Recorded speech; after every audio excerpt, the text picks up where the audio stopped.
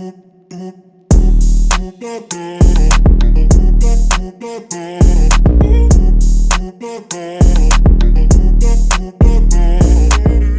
guys, welcome back to Combat Culture. I'm Antavia. And I'm Felicia. And this is episode 7, where we'll be talking about elevating relationships and questions you should ask him. I'll be focusing on the married side, and Felicia will be focusing on the questions you should ask him while you're single. The biggest issue in any type of relationship is communications. We want to make sure we're focusing on that, bringing it back to biblical terms, and asking the right questions in the dating phase, or asking the questions now while you're married, just to elevate your communication, to elevate your relationship with him. One of the questions that I'll start off with that you should ask your husband is, what is God sharing with him, and what is he revealing to him at the times that he is speaking and God is sharing things with him in his prayer time? That's most important, because the husband is submitted underneath God, and you as a wife, you're submitted underneath your husband. So you need to make sure that God is ordering your husband's steps and who he's following. So it's important for you, your husband, to be an Ephesians 5 man, where he is basically leading you, and he has to lead you by first having God lead him first. So that's most important, is asking your husband, what is God sharing to you? What is he revealing to you? And if your husband is not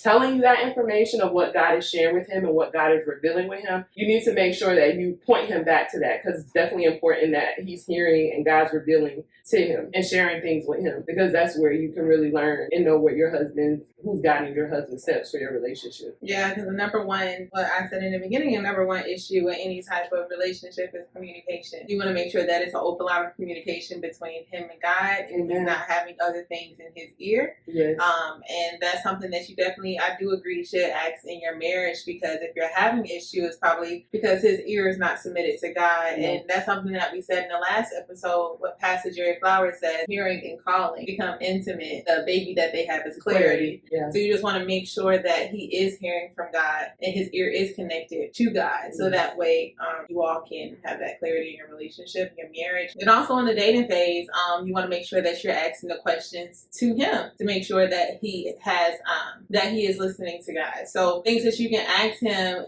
to know, like, does he have a relationship with God? A simple question. What is your relationship with God? Because that's going to play a huge part in your marriage of if you're going to have clarity in your marriage. Definitely what Felicia was saying, it's important to know, like she said, who has your husband's ear. So that's why you need to ask him who's revealing things to him, because like she said, you don't want a third party to get into his ear where he's getting words from culture, because we're bringing kingdom culture, not worldly culture. Yeah, and you want to make sure, especially in the single phase of your relationship, not only the question that you're asking, but how is his stance on abstinence? It's non-negotiable. Like a lot of people, I know you have different opinions on this, but this is a Christian podcast. We're telling you how to have a kingdom marriage, and it's non-negotiable. I know, like, some people, they were in a relationship and it may have started off worldly, and now you're trying to do it right with God. If you're trying to do it right with God, again, do all the steps right with God. Make sure you're cutting out that sex, you're being abstinent, and you're waiting to marriage. And I wanted to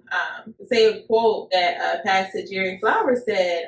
He said, if what you believe is not formed by scripture, you are worshiping the God you made versus the God that made you. So that's just so important, to make sure that everything you're doing in your dating phase, you're doing it according to scripture. So that way you're having everything that the Lord is bringing to you that made you, and you're not creating something from the God of culture. In your dating phase, when you're waiting to be found, I know it's not always easy. You're not sure who your husband is, and you can have your eyes on different people. Don't put a face or an image to what you want. Like, just let yourself be focused on God. He'll send what he has for you, and don't just necessarily have your mind captivated on one man as you're forming these questions, is what I'm trying to say. Like, as you're forming your questions for him, as you're asking these, make sure that you're keeping in mind that you're asking this for a kingdom man, and not based off of an idea of a man that you feel is supposed to be your husband. Like, God will reveal that to you. So I just want to make sure that that's clear, that these questions that you're forming, even from the minimum requirements, you're basing that off of just solely, God, I'm in position to be found. I want what you have for me. And any idea, if you're single, that you have of, like, if you have a name attached to it, just kind of erase that right now in your prayer closet with God and just start fresh. That's very true, because a lot of times that can turn into idol worship, where you're just literally so driven and focused on like, this is my husband, this is the man I'm supposed to be with, this is who God called me to because I feel it, I know it. The mind is very tricky where you can trick yourself into thinking that it's something sent by God and it's not. Something that Pastor Stephanie said on her, I think it was her Instagram live, but she said was so true. Like sometimes you think you're dreaming about your husband and you're thinking that is someone from God, but it's because you kind of turn that into an obsession, and you don't want to turn something into an obsession in your process of waiting for him, that you end up imagining and going for something that's not from God. That's why I really want to make that clear, because yes, it's important to ask these questions, but I just want you all to make sure you're asking the questions by the one sent from God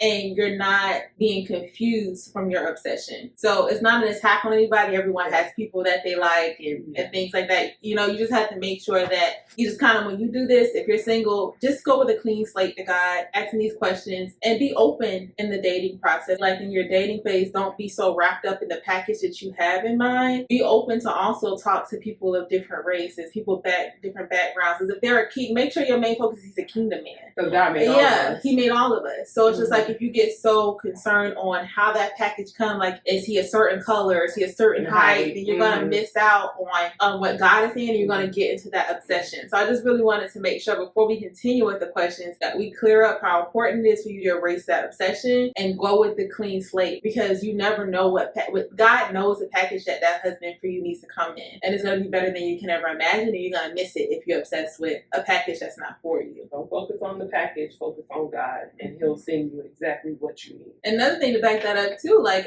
in Genesis, Abraham sent out his servant to get Rebekah for Isaac. At the end of the day, he said his servant was just like, how will I know like she will come? And he said, don't worry, the Lord is going to send the angel before you. So at the end of the day, yes, Rebekah and Isaac got married, but she had no idea at that point, I imagine, that she didn't even know that he was coming. She was in position to be hurt, to hear from her destiny helper, which is an angel, to be in position to be found.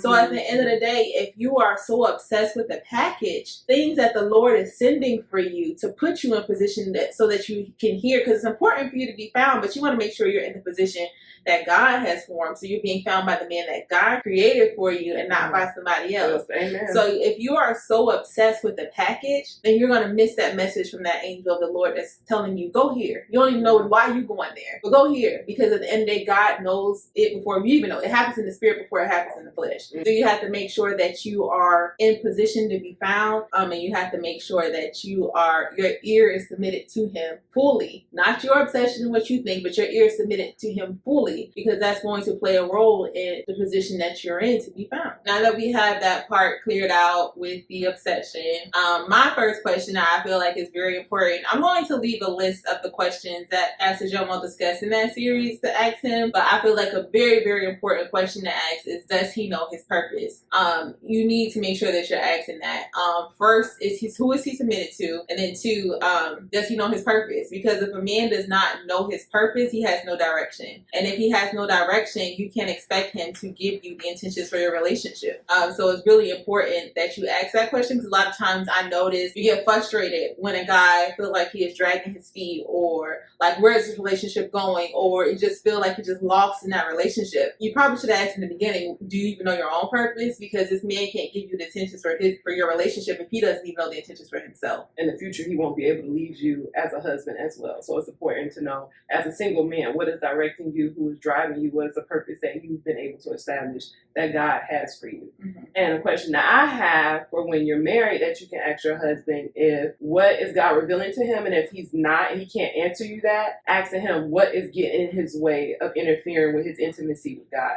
Because sometimes people they may have certain things that are blocking them or hindering them from going to God and having that intimate relationship. Because sometimes while, life happens, you working, you financial, sometimes, because a lot of times men sometimes don't express the different things that they're going through, and it could be something that he's going through and you don't even know. So just asking that question of what is interfering with that intimacy, what is keeping you from that, because that's the most important relationship that you will have. So what is keeping you from that? Because like you said, if a man doesn't have purpose and he doesn't have direction, and when we were preparing for this episode, and when I was talking to God, I was just like, when I looked at intimacy, you think of it like with the plane. Anytime a plane is flying, they check in the headquarters to see when they collide. land. They check in the headquarters to see if there's other planes in the area, if the weather is bad, because that connection is letting them know, okay, yeah, it's okay for you to fly. It's okay for you to land. It's okay for you to go over here. The weather is bad over here. You need to avoid this, and that. We're going to show you how to fly through this. You need to fly this high. You need to fly like that. So with you being connected to God and having that intimacy, he orders your steps. You're committed to the transmitter to transmit to you what you need to do, how you need to order your steps, how you need to move as a man so you can lead your family. Because just as you're the head of your house, God is the head of the body of Christ. And your husbands, we all are submitted underneath the body of Christ. And as a wife, you're submitted to your husband. So he need to make sure that he's connected to the transmitter so he can transmit to him and let him know, no, you need to go this way with your family. This is something I need you to focus on now. But if he's not connected to God, it's certain things that he can miss, and it's certain things in your relationships that you guys can be going through that he can't even fight it, because like you said, everything that happens in the natural happens in the spirit first. And if he's not connected to that supernatural spiritual realm, he's not going to be able to fight in the natural realm because he has no idea how to fight. And just like we was watching that episode with Jerry Flowers, his message that he preached, he's like, and then a lot of men need to know how to fight in the spirit, because that's where the true fighting is, not with your fists. And in that same episode, what's really important is that confidence. Because even with the pilot, it takes confidence in everything. It takes confidence to fly. It takes confidence to lead. It takes confidence to grow. So it may be that he is not, as a married person, he's not hearing that from God, and he's saying what's getting in the way. He probably doesn't even know, because that confidence may not be there. So the thing is, you just want to make sure that as a wife, even if your husband cannot answer that question at that time, just make sure that you're in position to just always refresh him and give him that confidence. Because in that same message, Pastor Jerry Flowers was talking about reminding him of his kingship, and just like reminding him that he is a king, that you are worthy, and eventually it will click. Maybe he doesn't even know the answer, but the first thing that the devil's going to come after is your sight and your hearing. And the main thing to do that is secure your confidence. Yeah, and that's why it's important for you as a wife to ask your husband that question. And if he says he doesn't know, or like you said, he doesn't know, you can, like you said, as a wife, you walk beside, you guys are one, you pray for your husband. You go to war because you look at it as we are one. I have to fight in the spirit for him, even if he doesn't feel like fighting, because God can change and touch the heart of anybody. So as a wife, even if he's not connected, you stay connected and you pray for your husband to get connected. So my question kind of follows up with what we were talking about before, is if your husband is not having that intimate relationship with God, he's not spending that time with him, another thing you can ask him is, how can I encourage you? Like, what ways can I encourage you, or how am I doing good at encouraging you? Because I feel sometimes when people don't feel encouraged, they don't want to go forward. They don't want to move forward with certain things. Just with anything. Just like if you have a job, nobody's telling you, like, you're doing a good job at this, or you're doing a good job at that. Like you said, reminding him of the kingdom man that he is. So encouraging him and asking him, like, what ways am I doing good at encouraging you, and what ways can I improve on it? Because sometimes you can think you're doing something, but at the end of the day, you have to learn what he likes. And just like he has to learn what you like, but we focus on him, we have to learn what he likes, because certain things that you may be doing are certain things that you may like, but it's not appeasing to him. So he doesn't feel encouraged, and he doesn't feel like appreciated. And you're thinking like, I'm going out my way, but that's not what he wants to feel encouraged. So definitely ask him that question of, how can I encourage you, and how am I doing at encouraging you, and what can I do better? Because with anything, you always want to improve and be better. So understanding what your husband needs in order to encourage him, because that encouragement can turn him, if he's having issues with going to God, it can boost him up and help with that confidence that you were talking about. And that's good. Like, you want to make sure that you are asking those questions, basically knowing each other's love language. Yes. And that's what you were saying, basically. That's what it is. Like, in your marriage now, if you are struggling with that, asking the questions to relearn each other's love language. And for me, for a single woman out there, you need to definitely ask him, what does love mean to you? Because that is determining his love language. Like, what does love mean to you? What does that look like? Not only in a physical aspect, but spiritually, emotionally, what does love mean to you? And that's a key question for you to know if your love language and his love language will match. And then that brings me back to another part. It's not really on my list of questions, but I noticed, like, with watching a lot of podcasts, a lot of Christian women who are abstaining, they said that they struggle with, like, because you're a Christian and you don't know, like, you should not be asking questions about what your sexual preferences are and things of that nature. So when they get married, a lot of divorce happens. I didn't even know that in Christian marriages, because the woman is not either pleasing her husband, or the husband isn't pleasing the wife, or it's just a big surprise, you know. And I feel like definitely, like my pastor Jomo, he did have a lot of good questions on there for you to ask. And since it's a problem, I just want to bring it up because it's just like, it's nothing wrong with asking those questions. It's the point of you not acting on it. But you can ask with that, asking, what does love look like to you? Like you can say, like, what is something that you're not willing to try? Yeah. That should be a key question. What are your limits? A lot of times women, they fall and they have that issue. Men have that issue. So this is a question for both men and women. What are your limits sexually? What are you not willing to do? I just want you to understand that you can still ask those questions in the dating phase and as a kingdom woman or a kingdom man. Like, what are your limits? You don't have to go super deep into the conversation. Yeah. And not like saying like having phone sex and all this stuff. Like just it's a conversation. Like, what are you open to? What are you not open to? What are you willing to do? What are you not willing to do?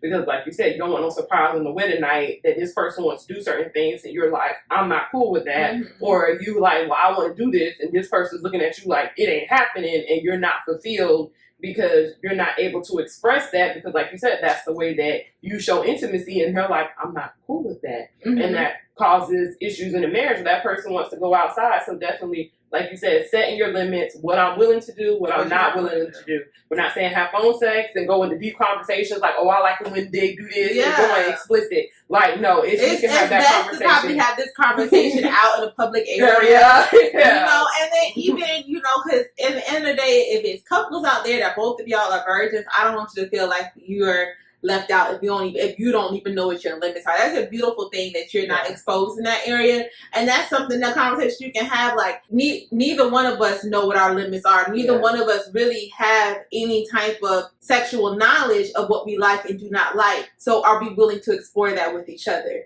That's a question you can ask. Another question you can ask your husband, when you said about his direction, and asking a single man, like, what is his direction and what is his purpose that he has for his life? As you're married, what are your ambitions? You can ask your husband, what are your ambitions for the future, for our family, for your life? Like, what is the future ambitions? What is God's plans for the future of our family? And asking him that question to see what is God revealing to him. Because even in the Bible, it says, write the vision, make it plain. And if he doesn't have a vision and he's just giving you dreams and selling you dreams like, oh, God is telling me that this, and this, and we're going to do this, and this is the goal. But he doesn't have a plan. He's just literally telling you words, but he doesn't have a plan to say, honey, this is what God is telling me the future for our family. This is where I want to be in 5 years. This is where we want to be in 10 years, 15, 20 years. This is how I want to look when we retire. He's saying that, but what's the plan to actually get there? Like, it sounds good, but what's the plan that God gave you? Did you write it down to say, this is what we're going to be doing? This is the financial steps that we're going to take in order for this to happen. So all stems for having that intimacy with God, having that relationship with God.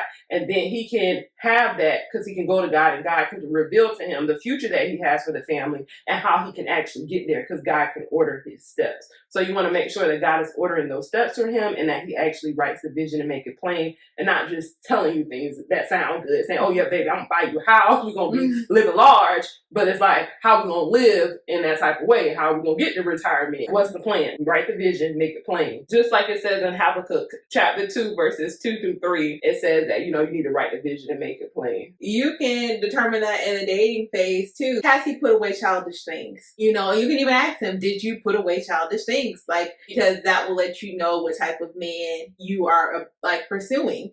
And bringing you back to the word in 1 Corinthians 13, 11, it says, when I was a child, I spoke as a child. I understood as a child. I thought as a child, but when I became a man, I put away childish things. So that's definitely something that you need to ask him in the dating phase. Have you put away childish things? I'm not saying that he has to be like, everyone likes to have fun. There's nothing wrong if he wants to play video games every now and then. Mm-hmm. But if he's pursuing childish things so much and he does not have a plan, he does not know his purpose, and you can expect that you're not pursuing or letting a man pursue you, you're letting a boy pursue you. And then the last question I have that you can ask your husband is, how can I pray for you? Sometimes, a lot of times, people, they may, like you said, they're praying for things for their spouse, but asking them, how can I pray for you? What are the issues that are you having that you've been going to God? Because where two are are joined together, there's power in numbers of you praying as well as your husband praying. Mm-hmm. So asking him, how can I pray for you? What are the things that you're dealing with? What are the issues that you're having? Like, how do you want me to pray for you? How can I pray for you as a wife? How can I intercede for you as your wife? What are the things that you want me to go to God about for you? Because a lot of times, like, even when people are going through things, that they're going through a healing, they're going through things at their job, sometimes they may not have it in them and not have the faith. And sometimes your faith as that wife can help increase his faith, help meet him and bring him up there. So that's why you're joined together, you're seen as one. So praying, asking him, how can I pray for you? Because sometimes people don't have it in them because they could be very beat down, very low. You don't know what people are going through. So sometimes you can be at a very low moment, and them and your wife going to intercede on your behalf is a beautiful thing. So definitely asking your husband, how can I pray for you? Yeah. And in your dating phase as a single woman, pay attention if he is praying for you. Like, you want a man that is praying for you. You're saying that you want a kingdom marriage. Is he praying for you, or are you praying for him? You know, and that goes into my question, because if you have a man that's praying for you, then he's praying to God, the one who created you, so that he's going to bring out what the best in you. So you want to make sure that you're asking yourself in that dating phase, is he bringing out, what Pastor Jomo said, is he bringing out the best in me, the queen in me, or is he bringing out the fool in you? Okay. So you need to make sure that so you want to make sure that you are able to determine that, is he bringing out the best in you, or is he bringing out the fool in you? Like, if you are like, and it could be nothing that he's doing. It could be because you have to go back to the episode 1, and it may be because you have trust issues. So he's bringing out the fool in you. Maybe you need to take a step back and work on your trust issues, so that way he's not bringing out the fool in you. Because if it's you, then no matter who you with, you always you just have to resolve that fool within you. At the end of the day, it's just like, if you are level-headed, you did the healing, you did the steps of the previous episode, you elevated your relationship with yourself, you submitted to God, okay, I'm ready, and this person is causing you to feel insecure, you're not trusting him, you know, it's always drama after drama, excuse after excuse in the dating phase, and you just find yourself so unhappy. That's bringing to the next question, does he bring me peace? Then you need to walk away. So you have to ask those questions. Does he bring me peace? What is he bringing out of you? Those things definitely matter. If you have somebody who's trying to always change everything about you and not bring, like you said, the best out of you,